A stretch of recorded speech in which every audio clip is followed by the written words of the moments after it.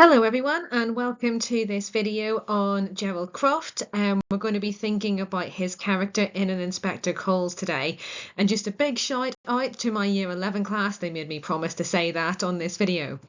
Okay, so first things first, I want you to pause the video and brain dump what you know already about Gerald Croft. Use the four statements on the screen to help guide you. So think about what he does in the play, your key quotations, what he symbolises, and key vocabulary. Take about 5 or so minutes to do that, and then start the video again when you're ready. Right, welcome back. I'm going to go through the ideas that I've had. Remember, in English, there's so many different ways to approach a thing. So you might have some additional information that I've got on the screen here. And similarly, I might have something slightly different to what you've got.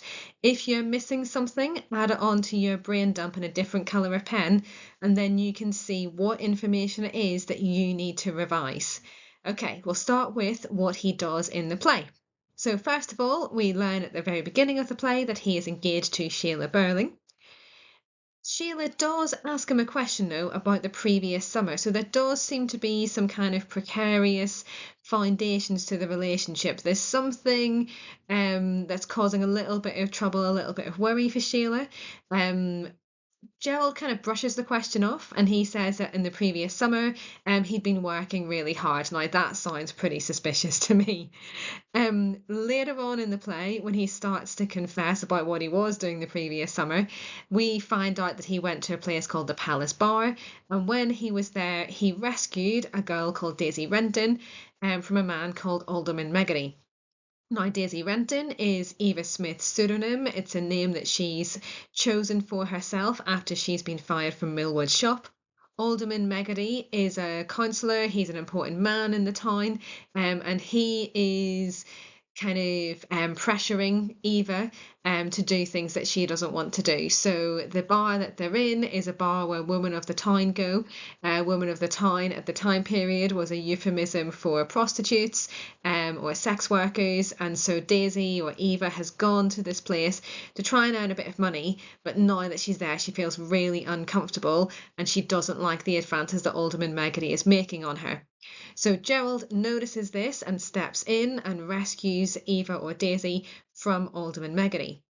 He then takes her for dinner, he lets her stay in his friend's flat, and he starts a relationship with her.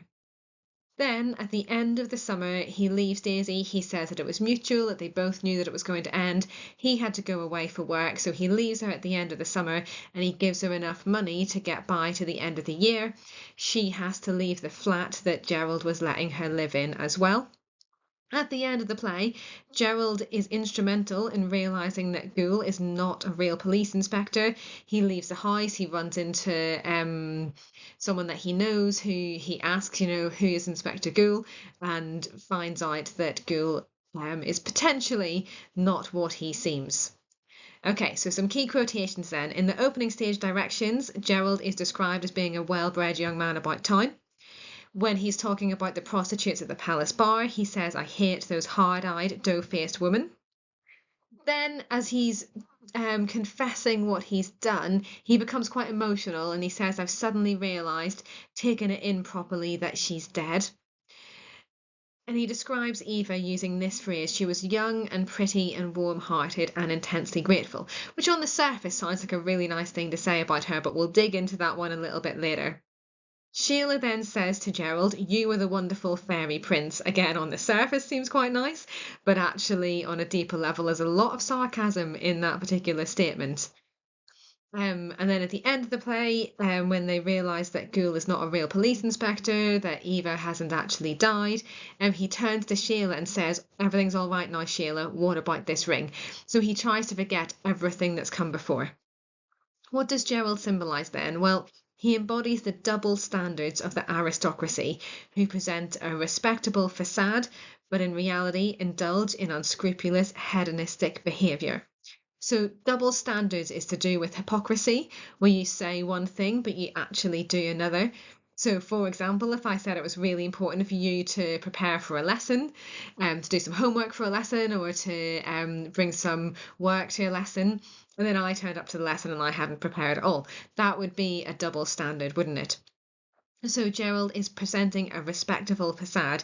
He's pretending to be a really nice guy who behaves well, and is the kind of guy that you'd want your daughter to marry. But in reality, he's actually going to the palace bar to meet up with Woman of the Night, and he starts a relationship with Eva behind Shayla's back. So there's something else going on behind that facade. Our key vocabulary for Gerald then, so capitalist, individualist, aristocrat, facade, arrogant, evasive, morally ambiguous. We will come back to these words later on in the video.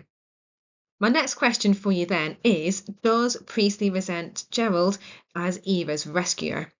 So I've got a very simple column, it's a very simple table on the screen. One column says yes, one column says no.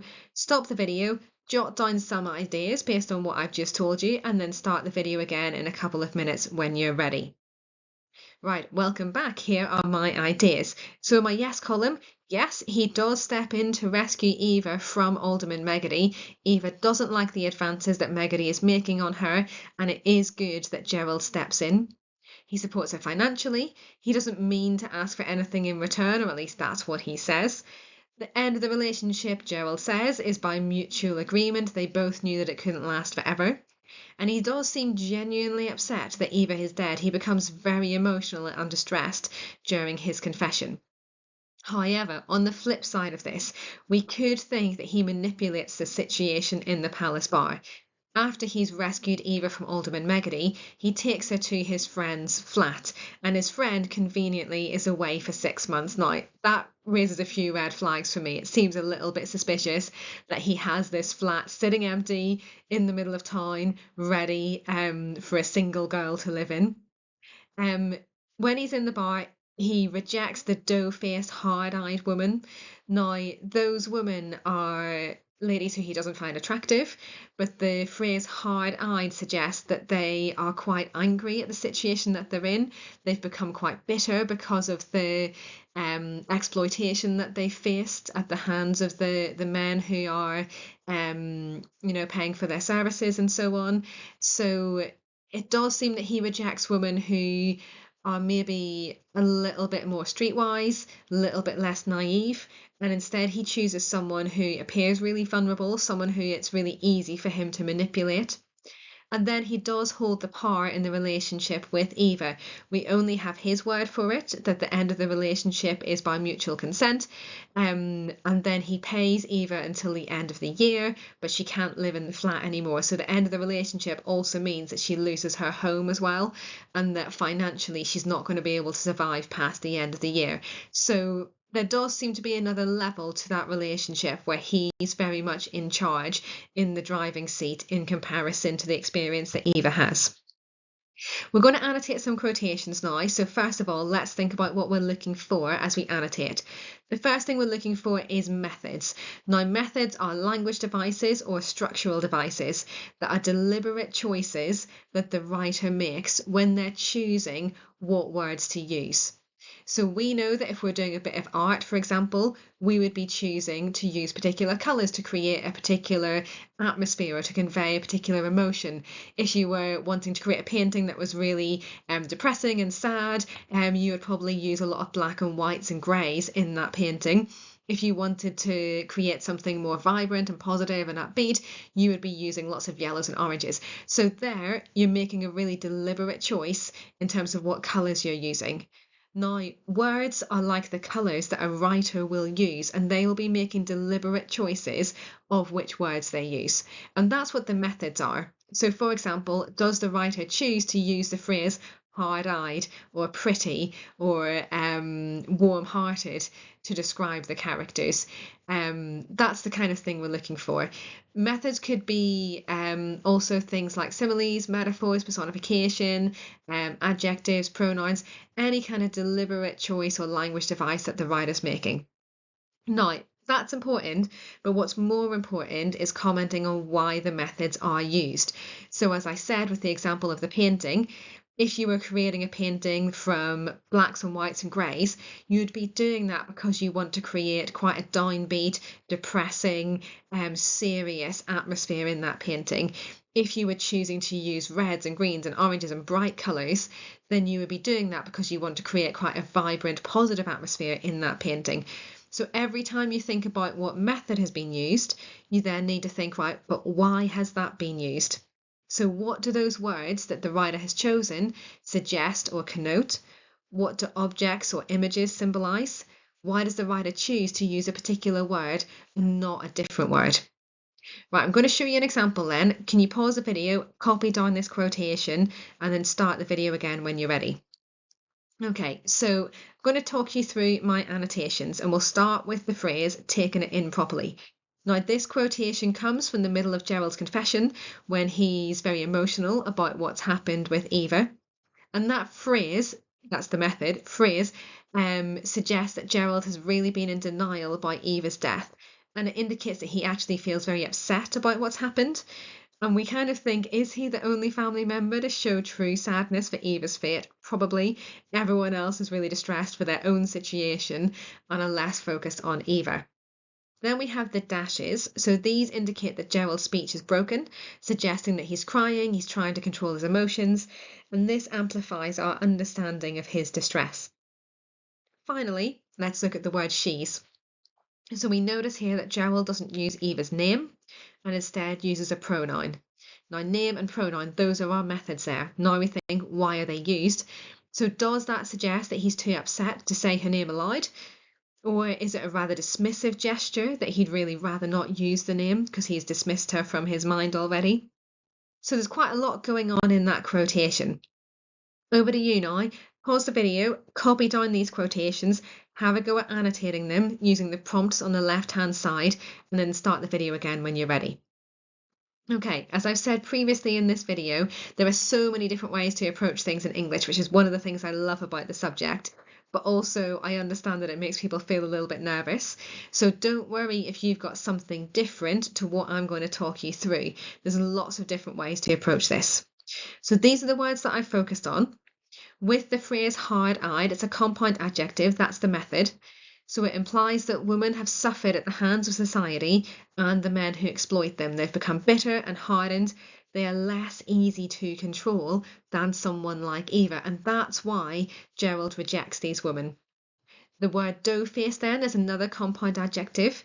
That suggests that Gerald focuses on female attractiveness. For him, women are ornaments. They are there to provide physical pleasure. We see this in the next quotation as well when he describes Eva as being pretty. When he sees a woman, what Gerald sees is their kind of physical presence rather than who they are as a person.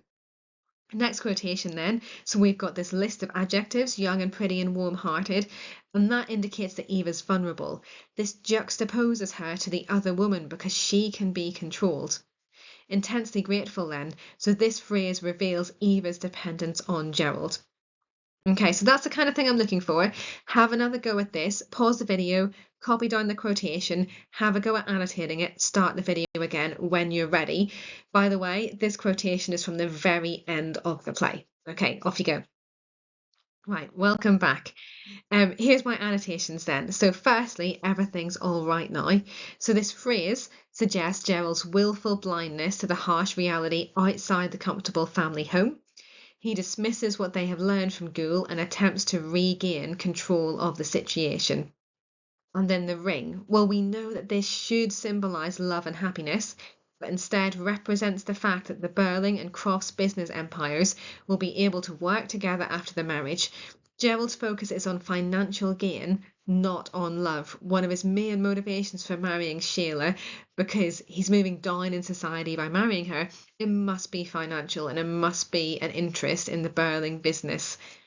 It's also circular structure, so we have the ring at the start of the play and at the end of the play, and we know that some members of the family now are returning to their complacent, callous ways that they had at the beginning of the play. Okay, let's look at the vocab then. Pause the video, try and define these words, start the video again when you're ready. Right, here are our answers. So capitalist, This is where a small group of businessmen own the means of production and the distribution of goods and services. Essentially, the money is controlled by those businessmen and it's not spread out equally. Individualist, where people care about themselves, not the community. Aristocrat, this is someone at the top of the social hierarchy. Facade means putting on a false front, as in when Gerald is presenting himself as being really respectable, but actually underneath there's something else going on. He's quite deceptive. Arrogant means overconfident, egotistical. Evasive is when you're avoiding answering a question. So when Sheila said, "Where were you last summer?" and Gerald kind of avoids this by saying he was at work. And morally ambiguous, so it's unclear whether something is good or bad. So we could describe Gerald as being morally ambiguous. Is he rescuing Eva or is he exploiting Eva? It's a little bit unclear in the play. Right, your task now then is to pause the video and use these words to write a summary of Gerald's character. Remember, don't just list the words, don't just say he's a capitalist, individualist, aristocrat with a facade who is rather arrogant, evasive, and morally ambiguous. Don't just list the words, use the word because to help you to explain them. So Gerald is a capitalist because we see his individual instincts when he does this. He's an aristocrat, which is important because. So explain as you're going. Okay, and then that's the end of the video. So thank you very much for listening, everyone.